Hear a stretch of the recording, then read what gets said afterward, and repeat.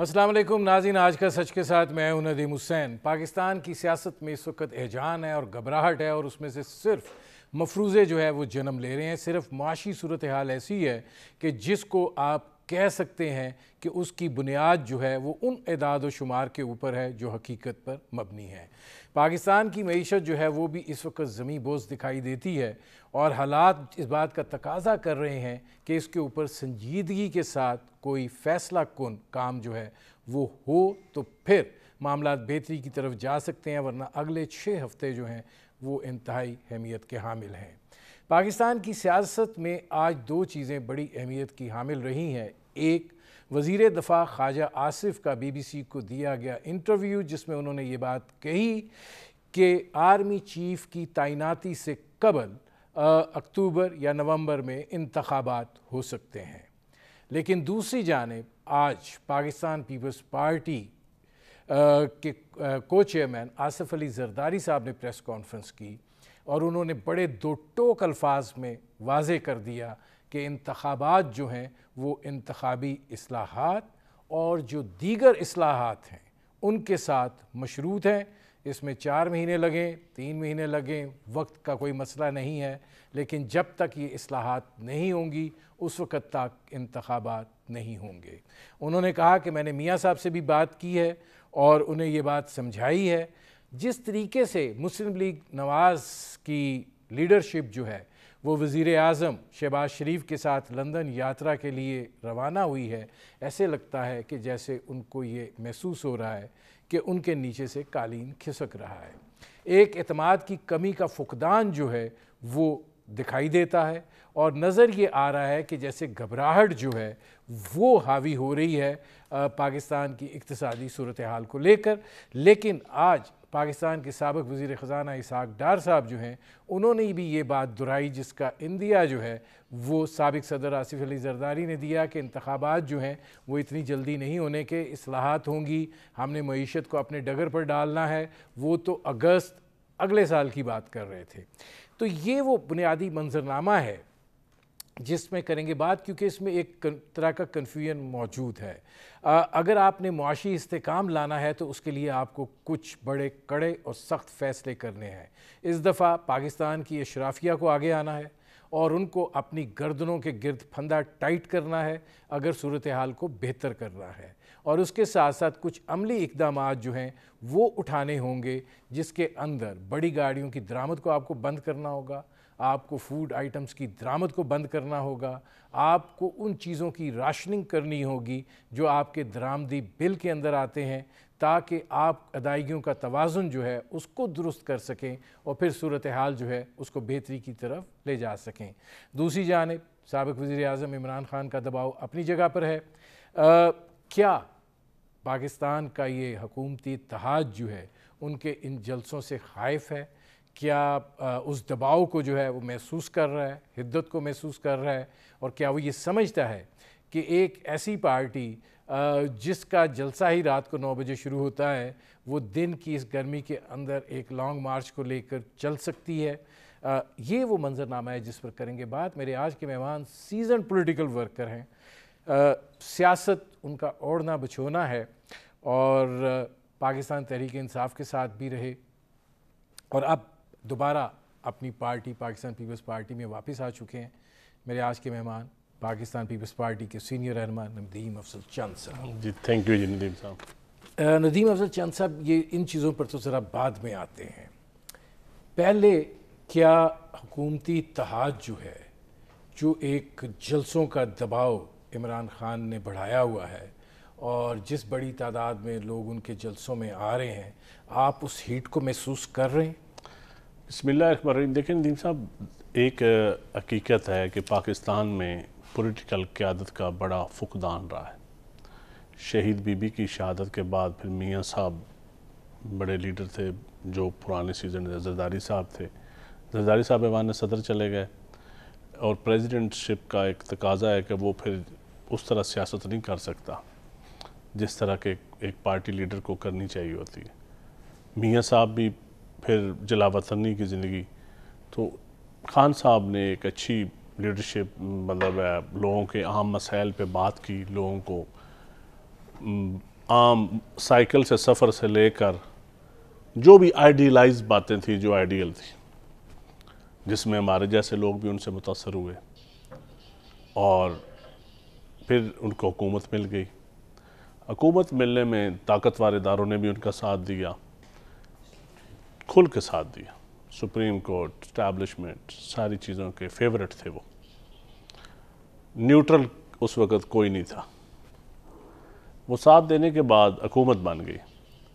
پھر ایک ایک وعدہ جو خان صاحب نے کیا تھا، لوگوں نے پھر پوچھا۔ اس ملک میں دیکھیں ریفارمز کی ضرورت ہے۔ پارلیمانی نظام میں مختلف نقطہ نظر کے لوگ، ریفارمز پہ آئیں گے۔ میں آپ کو تھوڑا سا مجھے 2 منٹ آپ دے دیں۔ ان کی حکومت آئی، حکومت میں آتے ہی سب سے پہلے تبدیلی کی جو ثمر ملا وہ سب سے پہلے عثمان بزدار کی صورت میں ملا پنجاب میں، جن کا پی ٹی آئی سے کوئی تعلق نہیں تھا کسی صورت بھی۔ نہ پی ٹی آئی خان صاحب کے نظریے سے وہ آج بھی واقف نہیں ہوں گے۔ اگر ان سے پوچھیں نا خان صاحب کی پرانی سپیچز، وہ پتہ نہیں اپنے آپ سے بھی واقف ہیں کہ نہیں ہیں۔ پھر اس کے بعد بیوروکریٹک ریفارمز نہیں ہوئی۔ خان صاحب نے کمیٹی بھی بنائی، پہلے عشرت حسین صاحب کی سربراہی میں، پھر شفقت محمود صاحب بھی جو سابق بیوروکریٹ بھی اور سیاستدان بھی تھے، ان کی سربراہی میں کمیٹیز بنی۔ مجھے کتنی بیوروکریٹک ریفارمز آپ دکھا دیں۔ بیوروکریٹک ریفارمز جو ہوتی ہے، جو ہمارا یہ کلونیل سسٹم ہے، جو گورے نے سسٹم ہمیں بیوروکریٹک دیا تھا، یہ گورن کرنے والا سسٹم تھا، جو لوگوں کی اصلاحات کے لیے، لوگوں کا عام فائدے کے لیے سسٹم ریفارم، وہ ریفارمز خان صاحب نے نظام بدلنا تھا، سوائے محکمے ضم کرنے کے، کہ ایک محکمے کو اٹھا کر دوسرے میں ضم کر دیا، کچھ ڈپارٹمنٹس کی سیٹیں ابالش کر دیں، کچھ ٹریننگ کے میتھڈالوجی چینج کر دی، کچھ پرنسپل اکاؤنٹنگ افیسر چینج کر دیے کہ جی آڈٹ ان کا ڈائریکٹ ہوگا، یہ اب جواب دیں گے، کوئی ریفارمز نہ ہوئے۔ لوکل باڈیز اس سے بڑا ریفارم کا ذریعہ تھا۔ لوکل باڈیز کا آئیڈیل سسٹم ہونا چاہیے تھا۔ کے پی کے میں الیکشن ہوئے لیکن آئیڈیل سسٹم نہیں بنا، اس سے بہتر مشرف کا سسٹم تھا۔ پنجاب میں ادارے ختم کیے گئے، نظام فضول تھا، وہ نون لیگ کا بنایا ہوا بالکل فضول نظام تھا، کوئی اختیار نہیں تھے، لیکن تھا گراؤنڈ پہ، وہ بھی ختم کر دیا۔ Funds, assistant commissioner, deputy commissioner, administrator بن کے گاڑیاں، فنڈز استعمال کرتے رہے، وہ بہت بڑا ایک فلا ہوا، پولیٹیکل ایک گیپ پیدا ہوا نیچے۔ لوکل باڈیز جب مشروم بند ہو جاتی ہے، یا اسٹوڈنٹ یونین ہوتی ہے لیڈرشپ ابھارنے میں، یا مشروم تیار ہوتی ہے لوکل باڈیز کے لیے، وہ ادارہ بھی بند ہو۔ اب 5 ساڑھے 3 4 سال کی کارکردگی میں کرتے کرتے بہت پی ٹی آئی ڈاؤن نیچے کی طرف آ گئی، ریفارمز نہ ہو سکیں جو لوگوں کا ایک خواہش تھی۔ یہ باقی چھوڑ دیں، آئی ایم ایف جاؤں گا، خودکشی کروں گا، یہ ساری باتیں نعروں کی حد تک ہوتی ہیں، چلو میں ان کو بھی لیوریج دیتا ہوں، لیکن ریفارمز کوئی ہونی چاہیے تھی جو لوگوں کو نظر آتی کہ خان صاحب ایک نئی قیادت آئی تھی، پہلی دفعہ حکومت میں آئی تھی۔ نہیں وہ بات ٹھیک ہے، اب وہ دور چلا گیا، آ گیا خان صاحب کے خلاف عدم اعتماد ہو گیا۔ اب آپ کہتے ہیں جی کہ لوگ کہتے ہیں کہ آج زرداری صاحب نے جو پریس کانفرنس کی کہ لوگ کہتے ہیں جی 1.5 سال اگر حکومت، شیخ رشید صاحب کا بیان بھی لوگ کوٹ کرتے ہیں کہ 1.5 سال حکومت رہتی تو شاید خان صاحب خود گر جاتے یا اپنا بوجھ نہ اٹھا پاتے، ان کو ایک نئی زندگی ملی۔ حقیقت ہے بالکل، اگر ٹائم 1.5 سال بعد ہوتا الیکشن تو پی ٹی آئی بہت کمزور فوٹنگ پہ ہوتی، لیکن دیکھنا یہ ہے کہ نقصان کیا اس ملک کتنا برداشت کر پاتا۔ آج خواجہ آصف نے جو انٹرویو دیا ہے اس میں انہوں نے یہ بات کہی ہے کہ عمران خان صاحب جو ہیں وہ آرمی چیف اپنی مرضی کرنا چاہتے تھے۔ کیا آپ یہ نہیں سمجھتے کہ یہ ایک بنیادی نقطہ ایسا تھا جس نے آپ کو مسائل کا پورا ملبہ جو ہے، پوری گری ہوئی بلڈنگ کا جو ملبہ ہے وہ اپنے کندھوں پر اٹھانے پر مجبور کر دیا کہ اگر اس نوعیت کی کوئی چیز ہو جاتی ہے تو آپ لوگ سیاست میں ریلیونٹ ہو جائیں گے؟ دیکھیں، پرائم منسٹر چیف ایگزیکٹو ہوتا ہے، عمران خان صاحب ہوں یا شہباز شریف صاحب ہوں یا بلاول صاحب ہوں یا کوئی بھی ہو، آرمی چیف اپوائنٹ کرنا اس کا حق ہے، اس میں کوئی دوسری رائے نہیں ہے۔ کسی کو پسند ہو یا نہ ہو، وہ پرائم منسٹر کا رائٹ ہے۔ آرمی چیف کو ایکسٹینشن دے یا نیا آرمی چیف اپوائنٹ کرے، یہ ان کا رائٹ ہے۔ خان صاحب نے باجوہ صاحب کو ایکسٹینشن دی، معاملات کورٹ میں بھی گئے، پھر پارلیمنٹ ساری کو استعمال کیا گیا، اپوزیشن سے بھی بات چیت کی گئی، بٹھایا بھی گیا، ایک ٹیبل پر بھی بیٹھی حکومت اور اپوزیشن، پھر ایکسٹینشن دی انہوں نے باجوہ صاحب کو، سب نے مل کے. تو پھر اس کا مطلب پرائم منسٹر جب ضرورت پڑتی ہے تو پرائم منسٹر میں نرمی بھی آ جاتی تھی خان صاحب میں. وہ اپوزیشن کے ساتھ ڈائریکٹ انڈائریکٹ بیٹھ کے باتیں بھی کرتے تھے، قانون سازی بھی ہوتی تھی. تو کیوں نہیں ملک کے لیے، عوام کے لیے کیوں نہیں یہ چیزیں ہو سکتی تھی؟ ہو سکتی تھی، ہونی چاہیے، فیوچر میں ہونی چاہیے. مجھے ایک بریک لینا پڑ رہا ہے. ناظرین ہماری گفتگو جاری ہے، وقت ہوا ایک مختصر سے کمرشل بریک کا. ملتے ہیں اس وقفے کے بعد.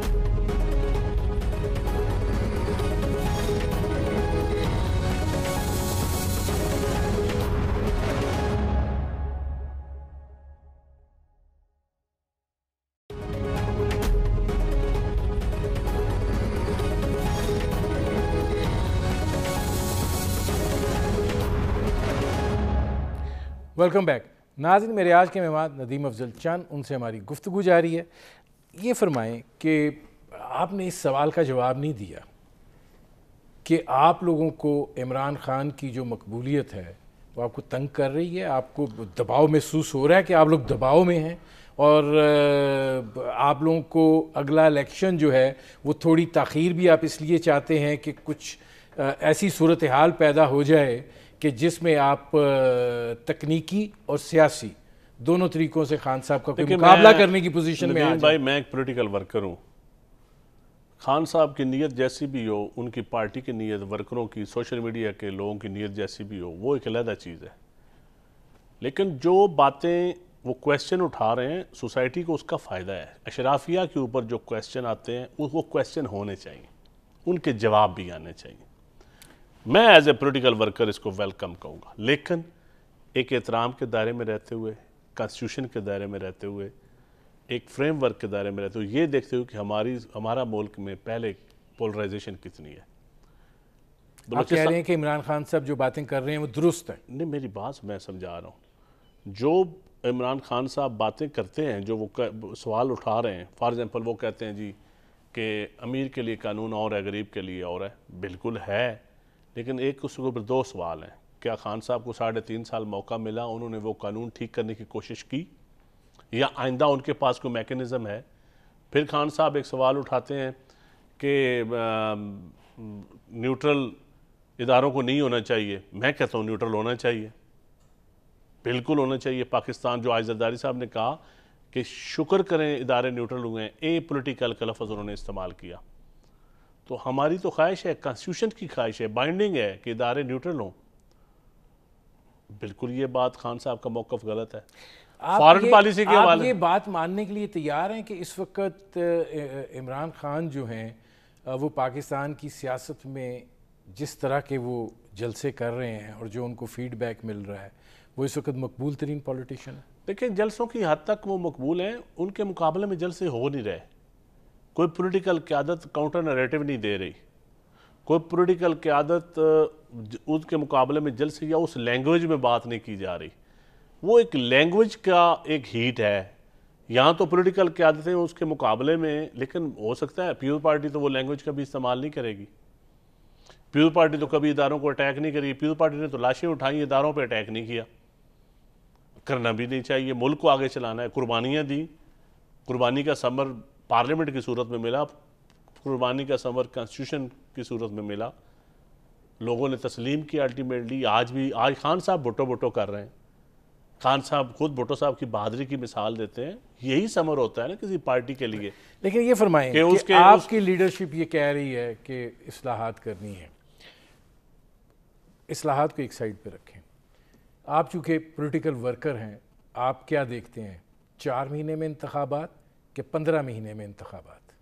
دیکھیں جی، ملک میں ایک جو کیوس غیر یقینی کی صورتحال ہے نا، یہ ختم کرنی ضرور چاہیے. خواہ اصلاحات کے ذریعے ختم ہو، خواہ پارلیمنٹ کے اندر ڈیبیٹ کے ذریعے ختم ہو، خواہ پولیٹیکل جماعتیں آپس میں بیٹھ کے ڈائلاگ کریں سمیت خان صاحب. ڈائلاگ کے ذریعے یہ کیوس ختم وہ تو کہہ رہے ہیں کوئی بات نہیں ہوگی. نہیں، الیکشن کی ڈیٹ دو، پھر بات کریں گے. پھر بھی خان صاحب اپنی پارٹی سے بات کر کے سوچیں گے. دیکھیں ڈیٹ تو کیوں نہیں دی جا سکتی ہے؟ ڈیٹ کیوں نہیں دی جا سکتی؟ آپ بجٹ کے بعد ریفارمز کے بعد آپ ایک 5-6 مہینے کی سال کی ڈیٹ دے دیں، کیوں نہیں دی جا سکتی؟ ایک ٹائم فریم بنا لیں۔ نہیں سال کی ڈیٹ تو نہیں وہ دیکھیں اچھا فار ایگزامپل وہ کہہ رہے ہیں میں 20 مئی کو آ رہا ہوں، 20 مئی تک اناؤنس کرو۔ آپ کی بات سے اچھا بغیر ریفارمز کے الیکشن ہو جاتے ہیں، خان صاحب الیکشن ہار جاتے ہیں، خان صاحب مانیں گے رزلٹ؟ یا نون لیگ الیکشن ہار جاتی ہے وہ مانے گی رزلٹ؟ یا پیپل پارٹی ہار جاتی ہے وہ مانے گی رزلٹ؟ جے یو آئی مانے گی؟ بلوچستان کے لوگ جو آج پہاڑوں پہ بیٹھے ہیں ان کو نیچے آپ نے لانا ہے، الیکشن ریفارمز کے ذریعے آپ نے ان کا اعتماد بحال کرنا ہے، جینون پولیٹیکل قیادت کو اسمبلیوں کے اندر لانا ہے، وہ رزلٹ مانیں گے؟ فاٹا کا مرج ہوا ہے، ان کی سیٹیں، ان کی مردم شماری، ان کی ڈیلیمیٹیشن، ان لوگوں کو اعتماد دینا ہے کہ آپ صرف آئی ڈی پیز نہیں ہیں، آپ کے بھی حلقے ہیں، یہ پارلیمنٹ آپ کی بھی ہے، وہ رزلٹ مانیں گے؟ ایم کیو ایم جو 4 ٹکڑوں میں بٹ چکی ہے، جن کے اپنے ایک اندر ایک غصہ بھی ہے، ایک سارا کچھ ہے، وہ ان کو جب آپ کراچی کے لوگوں کو جینون ان کے لوگوں کو رزلٹ دیں گے، ڈمی رزلٹ نہیں دیں گے، تو کیا وہ ساری باتیں؟ یہ ساری چیزیں ہیں اصلاحات میں۔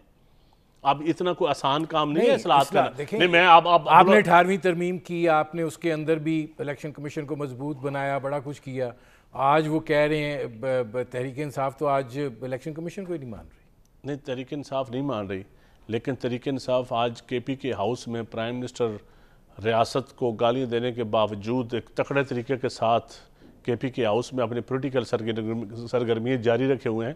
یہ 18ویں ترمیم کی مرہون محنت ہے، ورنہ اسلام آباد کا ایک ایس ایچ او کے پی کے ہاؤس یا سندھ ہاؤس لاک کر سکتا تھا۔ آج پروفیشنل اٹانومی اتنی ہے، لوگوں کے اندر ایک احساس ہے کہ یہ ہمارا، تو دیکھ لینا یہ 18ویں ترمیم کی مرہون محنت چیزیں ہیں۔ اچھا یہ بتائیں کہ آج کے پی کے کی گورنمنٹ بیٹھی ہے، اس کو کوئی تنگ نہیں کر رہا، بلوچستان کی حکومت بیٹھی ہے، جی بی کی حکومت، اپوزیشن، خان صاحب تقریریں بھی کر رہے ہیں، اپوزیشن کو، حکومت کو رگڑ بھی رہے ہیں، ساتھ اپنی اپوزیشن میں جا کے بھی حکومت کشمیر کی چینج کر کے، تو ایک سرمایہ دار کو جس طریقے سے بھی ایک علیحدہ ٹاپک ہے۔ تو یہ 18ویں ترمیم کی مرہون محنت ہے، حوصلہ کانسٹیٹیوشن کی مرہون محنت ہے، ورنہ ایسے ہوتا تھا کہ آپ اپوزیشن میں اپنا پرائم منسٹر چینج کر لیں، ایک صوبے کا یا ایک کشمیر کا یا جی بی کا، یہ ایسے ہوتا تھا؟ کوئی اپوزیشن لیڈر حکومت چینج کر لیتا تھا؟ نہیں تو آپ یہ کہنا چاہ رہے ہیں کہ آپ نے 18ویں ترمیم میں جو اصلاحات کی تھی وہ کمزور تھی؟ نہیں میں نے کہا ہم نے صوبوں کو مضبوط کیا۔ نہیں صوبوں کو مضبوط کیا ہے، تو یہ آپ کہتے ہیں نا مانتی نہیں تحریک انصاف، تحریک انصاف 3.5 سال، الیکشن کمیشنر کی بات کر رہا ہوں کہ میں آن دا ریکارڈ کہہ رہا ہوں، تحریک انصاف 3.5-4 سال کیبنٹ ہو یا باہر ہو، تانے سب سے زیادہ 18ویں ترمیم کی وہ دیتے رہے ہیں کہ یہ کام 18ویں ترمیم کے ذریعے غلط ہوا، یہ آپ کو ان کے کئی لوگوں نے بیان دیے کہ ہم 18ویں ترمیم کو ریویو کریں گے، بات چیت کریں گے، لیکن 18ویں ترمیم کے ثمرات ساری پارٹیاں کھا رہی ہیں، ساری قومیں کھا رہی ہیں۔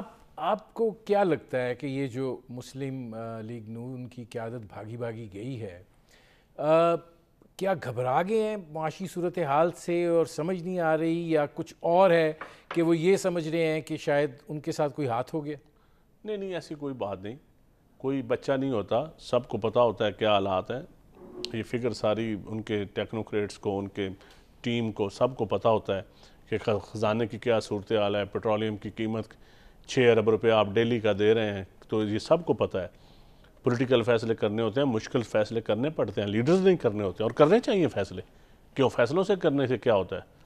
نیت ٹھیک ہو تو مشکل فیصلوں سے پروردگار امداد کرتا ہے اور پبلک بھی قربانی دیتی ہے۔ کیا خواجہ آصف کے بیان سے یہ نہیں لگتا کہ شاید مسلم لیگ نواز جو ہے وہ جلدی الیکشن کی طرف جانے کا سوچ رہی ہے، جو زرداری صاحب کہہ رہے ہیں کہ میں نے بات کی ہے کہ نواز اب اکیلے فیصلہ تو کوئی نہیں کرے گی نا، ساری حکومت الائز پارٹیاں مل کے فیصلہ کریں گی، اکیلے تو کوئی پارٹی فیصلہ نہیں کر سکتی۔ لیکن پہلے بھی جو وہ ہوتا رہا، دیکھیں پھر اصلاحات جب ٹھیک ہے، اگر کوئی بالکل ہی الائنس سے نکلنا چاہے، وہ بھی ڈرائیونگ سیٹ پہ بیٹھا ہوا نکلنا چاہے، تو پھر کون روک سکتا ہے؟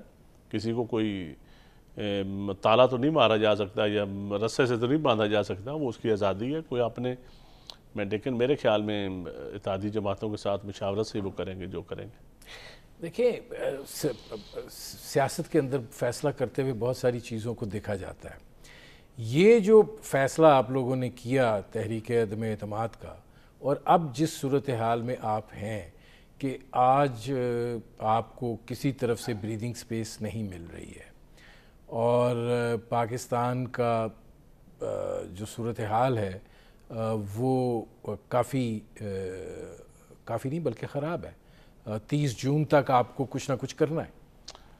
دیکھیں جو صورتحال ہے، جو اس طرح نیچے جا رہی تھی صورتحال، وہ آپ کہہ سکتے ہیں کہ نیچے جا رہی ہے. جو اس طرح صورتحال اوپر جا رہی تھی، آپ یہ نہیں کہہ سکتے کہ وہ بھی نیچے ہو گئی ہے. ایسی نہیں تھی، ڈکلائن تھا، ملک نیچے جا رہا تھا. خدا نخواستہ اکانومی اس کی اور ریفارمز ہو، اداروں کی بینکرپسی ہو، نیچے تھی. سٹیل مل بند پڑی ہے، پی آئی اے کا نقصان ہے، ریلوے خسارے میں تھی، بڑی بڑی آرگنائزیشن پرائیویٹائزیشن پہ ہم نے لگا دی ہیں. یہ تھا، پیسہ ڈی ویلیو ہو گیا تھا، ڈالر اوپر جا رہا تھا. ڈالر تیل کی قیمتیں عالمی سطح پہ پڑی اور پاکستان کو سبسڈی بھی ہم دے رہے ہیں، کھاد پہ دے رہے ہیں، تیل پہ دے رہے ہیں، ہر چیز پہ دے رہے ہیں. تو ان چیزوں میں پچھلی حکومت نے فیصلے کرنے چاہیے تھے. انہوں نے جان بوجھ کے چھوڑے. آخری 3 مہینے سے جو غیر یقینی صورتحال ہے، اس 3 مہینوں کا گیپ بھی تو اب موجودہ حکومت کو برداشت کرنا پڑے، اور کرنا چاہیے، بالکل کرنا چاہیے. اس میں تو کوئی حرج نہیں. کھل کے نیت ٹھیک ہو، میں کہتا ہوں دلیرانہ فیصلے کرنے چاہیے. لیکن پبلک کو نظر آئے کہ پھر لیڈر بھی قربانیاں دے رہے ہیں، اشرافیہ بھی قربانیاں دے رہی ہیں. یہ نہیں قربانی عام آدمی سے آپ لیں اور تکڑوں سے نہ لیں، ایسا نہیں ہوتا. تکڑے صرف حکومتیں انجوائے کریں یا پریویلیج اینڈ پرکس انجوائے کریں اور عام آدمی کا آپ گلا دبائیں، ایسے نہیں ہوتا. ہاں، عام آدمی کی قربانی لیں لیکن تکڑے بھی ساتھ قربانی لیں. ناظرین، ہماری گفتگو جاری ہے. ایک مختصر سے کمرشل بریک کا وقت ہوا ہے. ملتے ہیں اس وقفے کے بعد.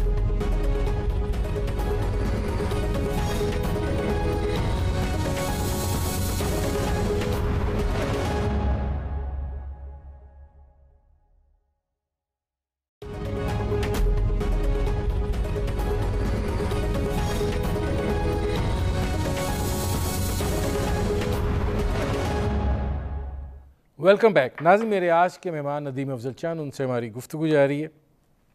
اب یہ فرمائیے گا کہ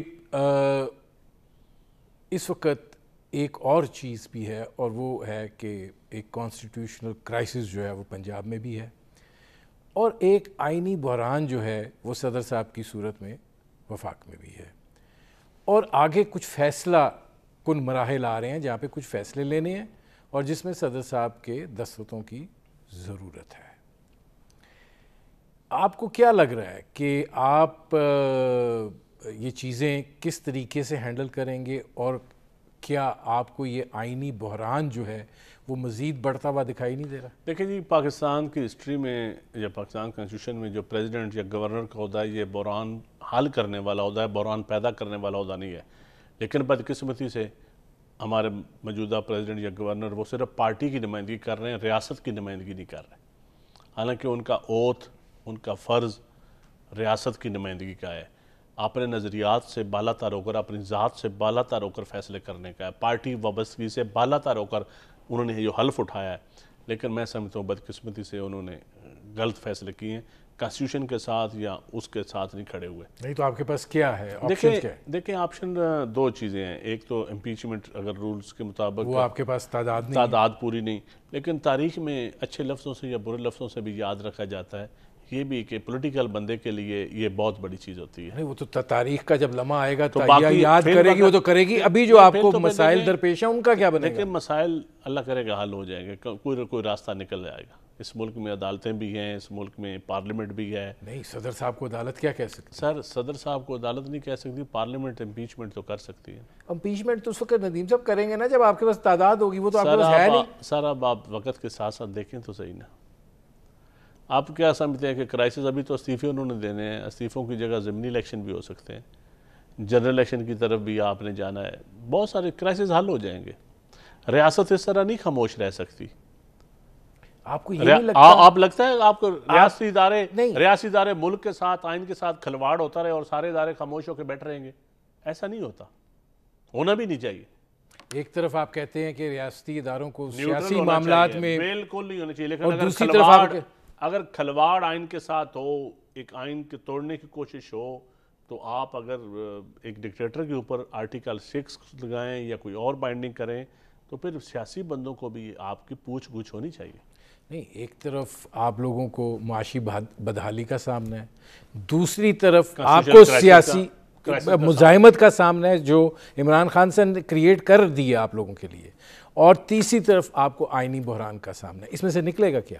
لیکن نکلے گا، میں سمجھتا ہوں ہمارا ریاست بڑے کامیاب طریقے سے جاری ہے، ادارے کام کر رہے ہیں. کمزوریاں ہیں، پریشانیاں ہیں، کرائسس ہیں، مجبوریاں بھی ہیں، لیکن یہ کہنا کہ علاج کوئی نہیں ہے، یہ میں نہیں بات مانتا. سر آپ آج ایسی بھی بات نہیں ہے. آپ آج بھی مہنگائی کنٹرول نہیں کر پا رہے. سر یہ بہت ساری مہنگائی آپ چیزیں کل بھی نہیں کنٹرول میری کر بات پائیں سنیں. گے.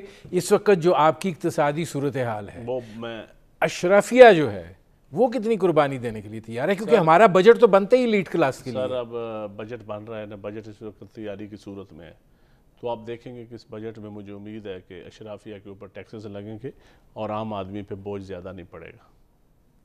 آپ مہنگائی کی جو صورتحال ہے، مہنگائی دیکھیں، جب مہنگائی کے 2-3 میں ایک ڈیمانڈ اینڈ سپلائی پوری ٹھیک کرنی پڑے گی، ایک اس کے جو لوکل ایڈمنسٹریشن ہے اس کا چیک اینڈ بیلنس ذرا سخت کرنا پڑے گا.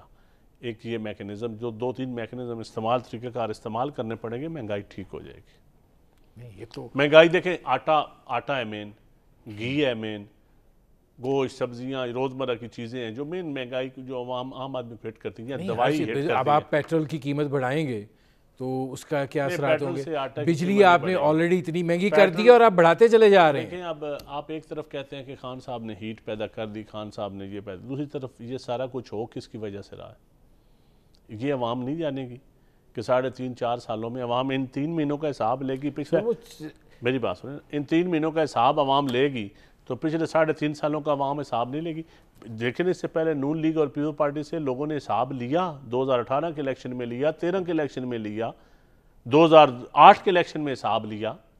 تو کیا موجودہ حکومت جو ہے اس سے حساب اس سے اگلے الیکشن میں نہیں لیا جائے گا؟